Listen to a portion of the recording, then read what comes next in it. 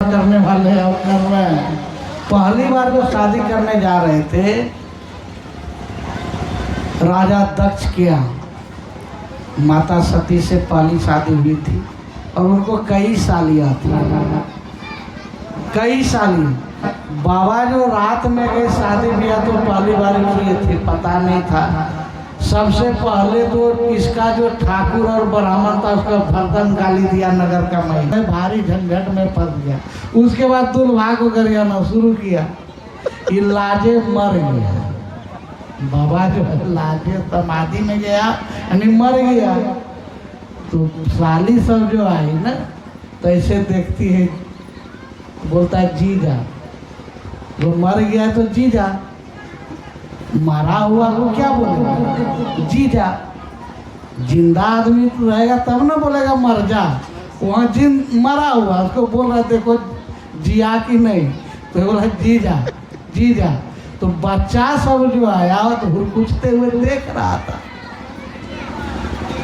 तो बच्चा सब बोलता है इसका जीजा है। जीजा का पहला उत्पत्ति वही से महादेव वही से, नहीं तो उससे पहले किसी का चाले नहीं।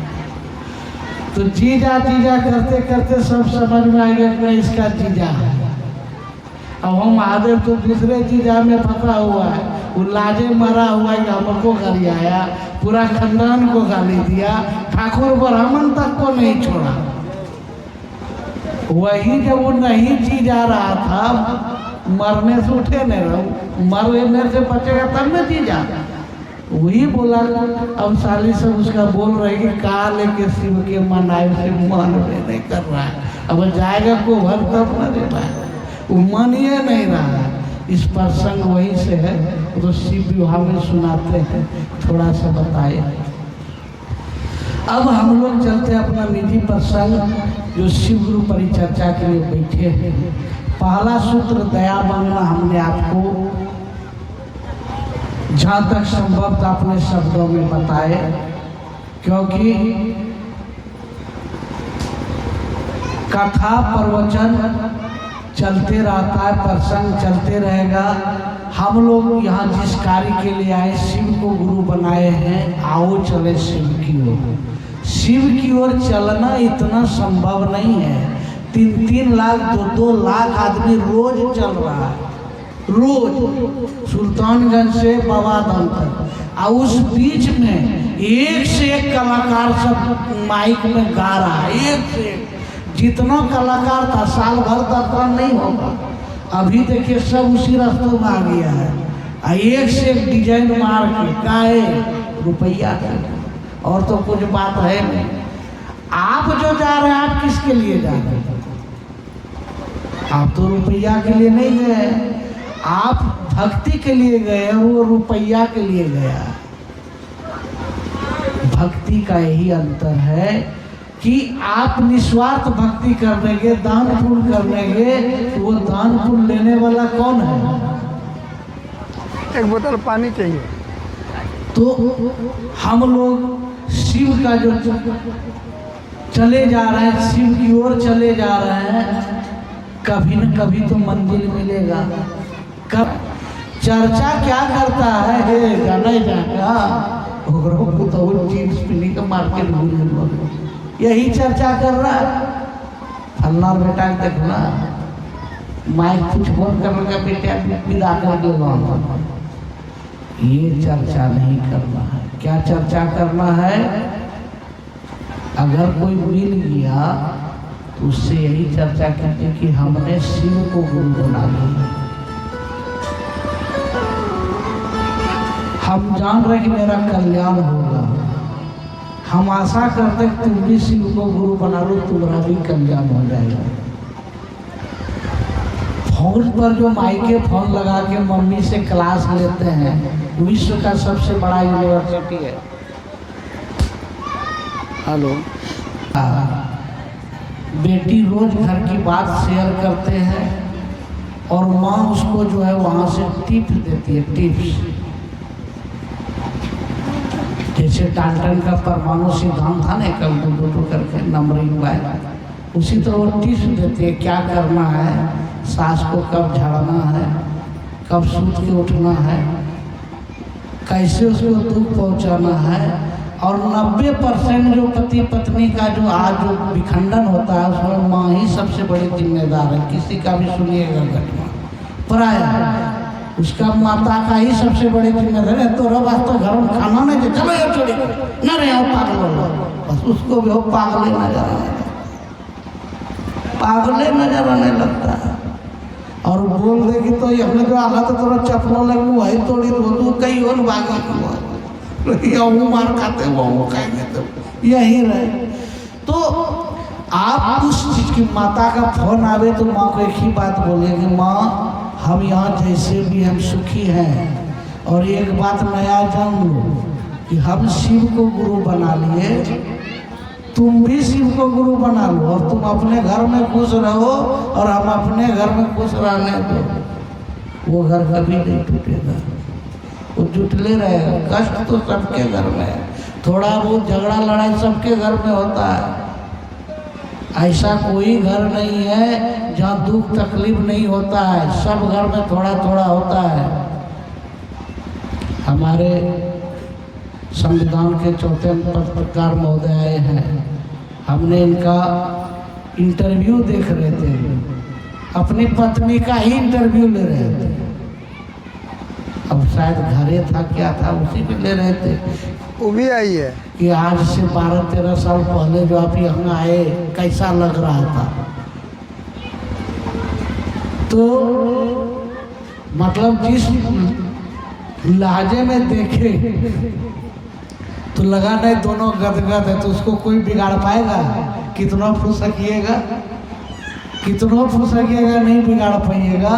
इसलिए अपने में दोनों गदगद रहिए, मस्त रहिए और जबरदस्त रहिए, जबरदस्ती में मत रहिए। जबरदस्ती में मत रहिए, और जबरदस्ती में वही रहता है जो मायके से टिप्स लेता है और ससुराल में अपना कानून को लागू करता है। चर्चा करने का अर्थ यही है कि चर्चा अपने गुरुदेव का कीजिए, अलाय बलाय का मत कीजिए। अलाय बलाय का जैसे चर्चा कीजिएगा आप फंसते चले जाइएगा। पता चलेगा कि हम रोज चर्चा करते हैं, रोज झगड़ा होता है। आप दूसरे की निंदा कीजिएगा, वो जाकर उसको सुना देगा, झगड़ा तो बेन करेगा, मुँह कान फुलेबे करेगा। हम बता रहे हैं हमरे खेत में इसका बकरी घुस कर सब फसल खा गया, और जब हम खेत आए तो वहाँ देखते हैं उनका बकरी वहाँ खड़ा है। तो हम किसको फंसाएंगे, इसको कि उसको? इसका तो बकरी भाग गया खा के, प्लॉट पर जिसका पकड़ाया उसी को भी बोलेंगे। तो उस तरह आप फंसते चले जाइएगा। लेकिन शिव का आप हमेशा चर्चा कीजिए। कहीं भी जाइए लोग गलत बात भी बोल रहा है, जैसे करते हुए पार हो जाइए। तब हम आप आओ चले शिव की ओर का सिद्धांत का पालन करेंगे। और तीसरा सूत्र दिए साहब श्री भैया इंद्रानंद ने, नमन करना। नमन करने का मतलब क्या है? पंचाक्षर मंत्र का जप करना। पंचाक्षर मतलब नमः शिवाय का जप करना। आज के डेट में बहुत जगह देखते हैं श्री शिवाय नमस्तुभ्यम का जाप कर रहा है, शिव को गुरु बनाए और मंत्र दूसरा पढ़ रहे हैं। कभी होगा? आप पढ़ाई पढ़िए किसी स्कूल में और लिविंग सर्टिफिकेट लगा दीजिए किसी स्कूल का, तो जिस दिन फर्जी में पकड़ाइएगा पूरा रिकवरी करवा लेगा। तो उसी प्रकार आपको गुरु का मंत्र नमः शिवाय दिया गया है, और स्टैंडर्ड दिखाने के लिए आप श्री शिवाय नमस्तुभ्यम बोल रहे हैं। श्री शिवाय नमस्तुभ्यम गलत नहीं है, लेकिन वो आपका गुरु मंत्र नहीं है। आपका गुरु मंत्र क्या है? नमः शिवाय, जो सरल है। और साहब श्री भैया हरिदानंद ने यह सिद्ध मंत्र दिया है, इसको नमन कैसे करें उसके लिए हम लोग यहाँ बैठे हैं। क्या होता है नमन करने से?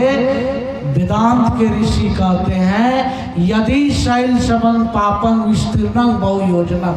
अगर आपका पाप कई योजन तक फैल गया है, बढ़ गया है,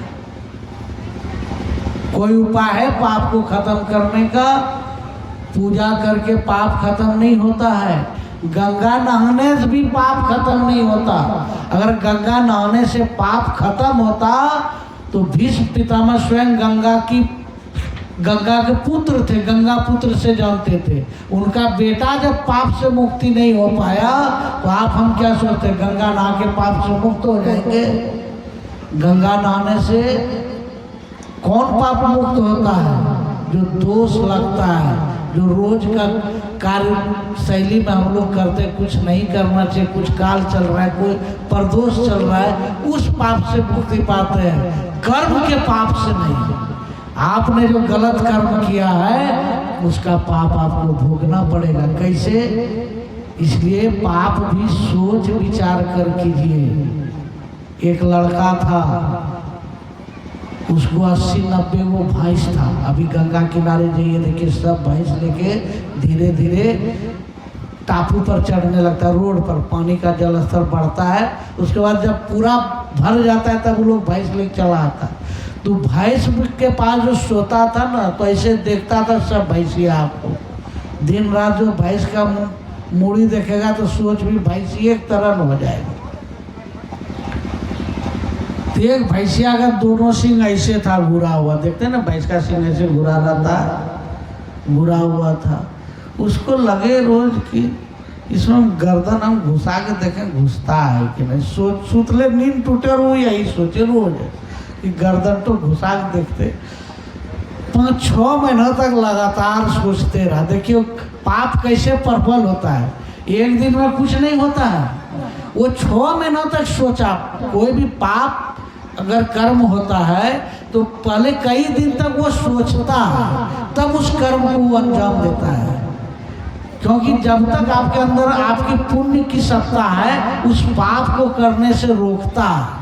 लेकिन जब निगेटिव एनर्जी सक्रिय हो जाता है तब उसको रोक नहीं पाता, तब होने देता है। वो लड़का सोचते सोचते एक दिन सोचा, नहीं आज तो हम गर्दन घुसा के नापिए लगे घुसता है कि नहीं। वो घुसा दिया, गर्दन घुसाया, भैंसिया उठा, वो तो झूल गया। भैंसिया वो झूला गर्दन के पास, तो भैंसिया लगा भागे। आदमी सब पकड़ रहे, देख रहा भैंसिया का। अब सब ये चिंता में वो भैंसिया के सिंह में मुड़ी घुसा कैसे। अब चारों बगल से लोग बहन लेके लाठी लेके भैंस को अब कंट्रोल करेगा तब ना, तब तक तो उसका बेचारा का गर्दन तो एकदम मड़ोरा गया सिंह से।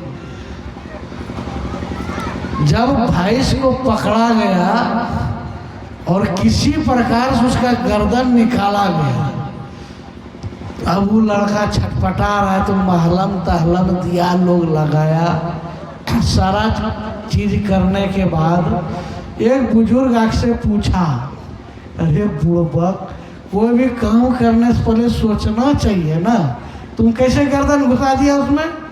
बोला नहीं चाचा, हम बगैर सोचे नहीं किए हैं। 6 महीनों से सोच रहे थे कि गर्दन हम घुसाएंगे कैसे। बुढ़वा वाक रह गया, सोचा गलती से घुस गया। 6 महीनों से सोच रहे थे इसका गर्दन में मुड़ी घुसता है कि नहीं। 6 महीनों विचार करने के बाद सिंह में मुड़ी घुसा दिया। इसी तरह पाप कर्म जो होता है वो लंबा समय तक सोचने के बाद होता है, ऐसे अटेंडम नहीं हो जाता है। तो उस पाप को कैसे नष्ट करें हम? कहे कि सारा चीज एक्टिवेट इसी ब्रेन में होता है। और ब्रेन में कैसे होता है कि ये जो आपका अंडरग्राउंड है, अंडरग्राउंड में जैसा अन्न जाता है वैसा मन बन जाता है। जैसा अन्न जाएगा वैसा मन जाएगा। आप शराबी के साथ में बैठ जाइए, लगेगा पूरा दुनिया का सबसे बड़ा ज्ञानी यही है, ऐसा ज्ञान देगा, ऐसा ज्ञान की बात करेगा, उसके सामने सब शास्त्र धर्म सब बैठ जाइए जरा। जो मांस मदिरा खाता है उसके साथ बैठिए, ऐसा प्रवचन देगा, लगेगा हमारा बोलने बेकार है, आपको गलत साबित कर देगा। जबकि वो स्वयं जानता है, अंदर से सोच के देखेगा, वो स्वयं जानता है कि हम गलत कर रहे हैं। आप क्या सोच रहे हैं? जिसका गर्दन काट के आप स्वाद के चलते या अंडरग्राउंड में आप भरे हैं, उसके पीछे आपका क्या खाली स्वादे भरा है? उसका डर यानी उसका गर्दन कट रहा होगा तो उसको भय जरूर लगा होगा, उसका डर, उसका तड़प, और उसका जो है जब गर्दन काटता होगा तो रोया तो जरूर होगा, और उस ऊपर वाला से कुछ न कुछ तो फरियाद जरूर किया होगा। आज एक चीज जान रहे हैं कि संसार में पेट्रोल डीजल का आज से 20 साल पहले का दाम था 12-14 रुपया लीटर, और आज जो है 110-120 रुपया लीटर। कितना महंगाई बढ़ा। चावल था 3 टका किलो, आज हो गया 30 टका किलो। चीनी था 5 टका किलो, आज हो गया 40 टका किलो। मिठाई था 12 टका किलो, आज हो गया 150 टका किलो। लेकिन एक माचिस का डिब्बा आज से 10 साल पहले उसका दाम 1 रुपया ही था, और आज भी दाम उसका 1 रुपया ही है। काहे? गौर किए कि वो दूसरे को घर जलाने का काम करता है। इसलिए जो दूसरों को जलाने का कार्य करता है उसका वैल्यू कभी नहीं बढ़ता है। और उस पाप को अगर आपको मिटाना है, कहते यदि शैल समंग पापं विस्तीर्णं भो योजनम भिद्यते ध्यान योग, यानी उसको कैसे खंडन तोड़ेंगे? ध्यान योग से। ध्यान योग मतलब अंदर ही अंदर जो है हम पंचाक्षर मंत्र का जब जप करेंगे तो हमारे अंदर बहुत से निगेटिविटी पैदा होगा, आएगा उधर से, और ये मंत्र क्या करता है? उसको तोड़ते जाता है। हमारे गुरुदेव फैसला सुनाते हैं, नान्यो वेद कदाचन, इसके अलावा दूसरा कोई उपाय भी नहीं है। यानी पंचाक्षर मंत्र को आप जितना में लेते हैं उसको कमजोर मत समझिए, उसके अलावा कोई उपाय नहीं है। नहीं इस संसार के माया में आप भटक भटक कर रहिएगा, और फिर शरीर मिलेगा कि नहीं मिलेगा इसकी गारंटी नहीं है। आप बढ़िया ब्रांड का अगर कोई सामान खरीदते हैं तो गारंटी है कि नहीं, अगर ये टूट जाएगा या खराब हो गया तो आपको बदल के दिया जाएगा। लेकिन ये शरीर अगर किसी प्रकार का नष्ट हो गया तो मिलेगा फिर। एक बार यह शरीर समाप्त हो जाएगा, मिलेगा। अगर शरीर मिलने वाला चीज होता तो संसार में सब सुखी होता। दुख इसी बात को आदमी को है, उसको ये दोबारा शरीर मिलने वाला नहीं है। जिस शरीर पर आप हम गुमान करते हैं वह शरीर एक दिन नष्ट होगा, यह निश्चित है। इसमें कोई संदेह है कि हम नहीं मरेंगे?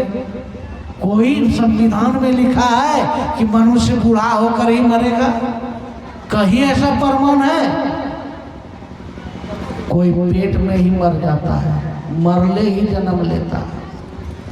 कोई जन्म तो लेता है लेकिन छठी नहीं कर पाता, और कोई छठी पार करता है मर जाता है। कोई बुढ़क के मर जाता है, कोई जवानी में मर जाता है। ऐसा कहीं नहीं लिखा है कि आदमी बूढ़ा होकर ही मरेगा। तो भक्ति किस उम्र में करनी चाहिए ये आप और हम डिसीजन ले लीजिए। बहुत आदमी बोलता हाँ अभी एक भक्ति करे ऊपर हो जाते। क्यों उम्र बोलते रे? अभी खोपी उम्र होते भक्ति करिए। उस समय भक्ति कीजिएगा जिस समय आप पलथा मार के 2 घंटा बैठ नहीं पा रहे, ठेना दर्द कर रहा है।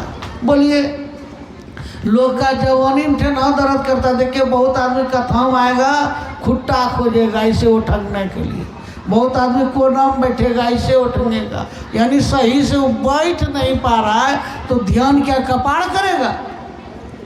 अगर आप 2 घंटा 3 घंटा 4 घंटा ध्यान में एक चित होकर नहीं बैठ पाते हैं तो पकड़ लीजिए विद्यार्थी चोरी वाला है, चोरी करके पास किया। क्योंकि जब वो एकाग्र बैठ नहीं पा रहा है तो ध्यान करता कैसे होगा? क्योंकि कभी टांग ऐसे करेगा, कभी टांग ऐसे करेगा, कभी देह ऐसे लटकाएगा। इसका मतलब वो भक्ति नहीं कर पाता, वो ध्यान नहीं कर पाता है, और ध्यान में उसका मन लगता ही नहीं है। ध्यान में जो उसका मन लगेगा वो एकाग्र बैठेगा। पहले अब बैठने की क्रिया सीखिए। महादेव कहते जब ध्यान में बैठते थे तो कहते 11,000 16,000 बरस बैठ जाते थे, पता नहीं मक्खी तक्खी बैठता था, झाड़ता उड़ता था कि नहीं। और अभी थोड़ा सा देखे जरियो सा चल कदमी हो गया तो उघार के देखेगा, अब फिर आँख मोड़ लेगा। अब आँख जो मुनाती स्वर दिखेगा कि उसका स्वर दिखेगा। इसलिए एकाग्र भक्ति, एकांत भक्ति कीजिए।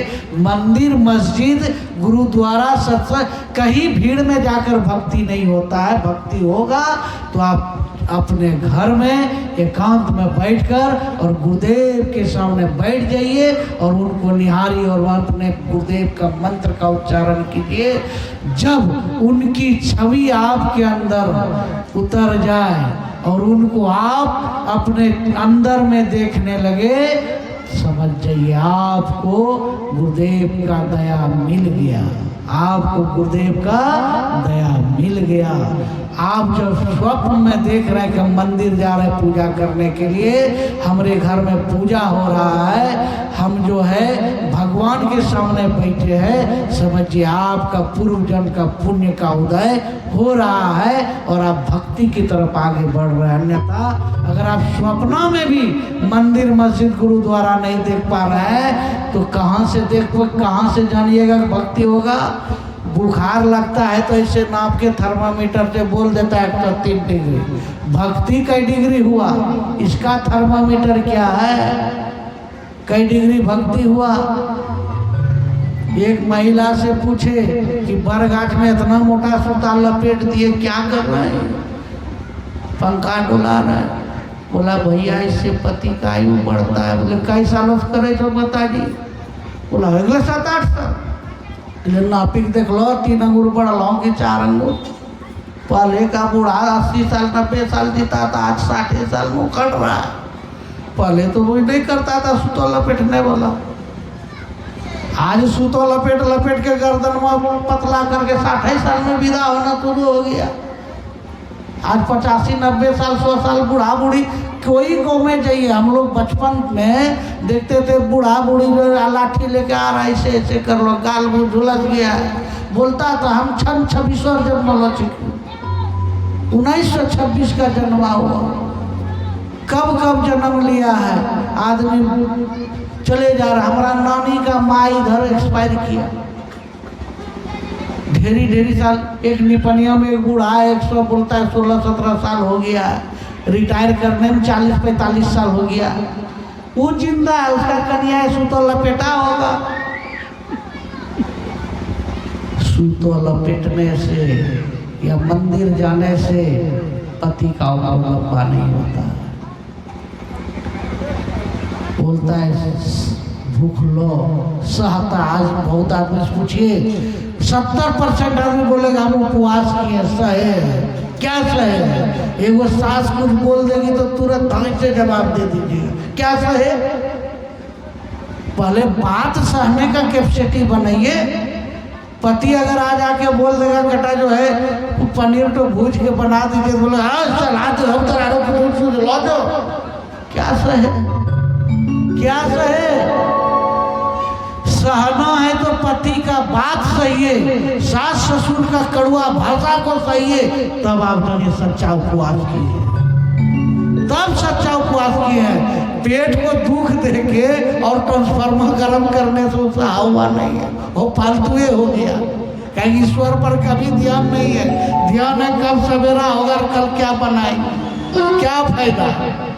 आजे व्यवस्था कर रहे, कल सवेरे क्या बजे चोखा भात बनेगा। काहे सहरे सहना है?